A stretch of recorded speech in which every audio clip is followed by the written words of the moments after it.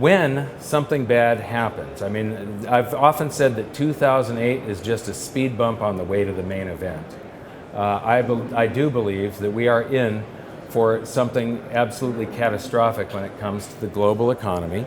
This is 1929. This is the total amount of debt, including the private sector, home loans and such, compared to the economy of the United States, the GDP.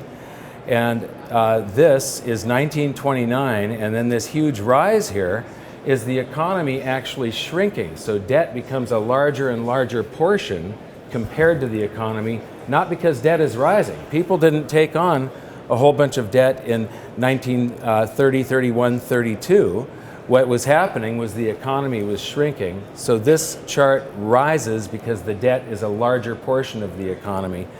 And then this is all liquidation here. This is people losing the family farm. And this all happened in Canada too. So these are houses, homes being foreclosed on, farms being foreclosed on, businesses going out of business. So the debt is now shrinking compared to the size of the economy. And then they started growing the economy faster than the debt during World War II and the 50s. This is when we went off the gold standard right in here. The Bretton Woods system ended, and debt compared to GDP exploded. And what I'm worried about is we are starting the next great, it's probably going to be a depression, not a recession. There is 100 years of energy built up of trying to cheat the system with central banking and basically manipulation. People talk about the free markets aren't working, we need more regulation, and capitalism isn't working. Well, you can't have free markets if 50% of every transaction involves the currency, Canadian dollars, American dollars, and then the central bank is deciding how much currency there is and what interest rates are going to be. That is a manipulated market. So if half of every transaction is manipulated, it means that we do not have free markets. Every transaction in society is manipulated. And so we're going to be starting this thing from way up here. And this break, if you notice, there's no time, this little tiny thing right here, but there's really no time that the debt starts to collapse, except for that crisis of 2008. It's starting to rise again, but all they did was paper over to the 2008 crisis. All the fundamentals are still there, and they're even worse. And then we've got total debt to GDP.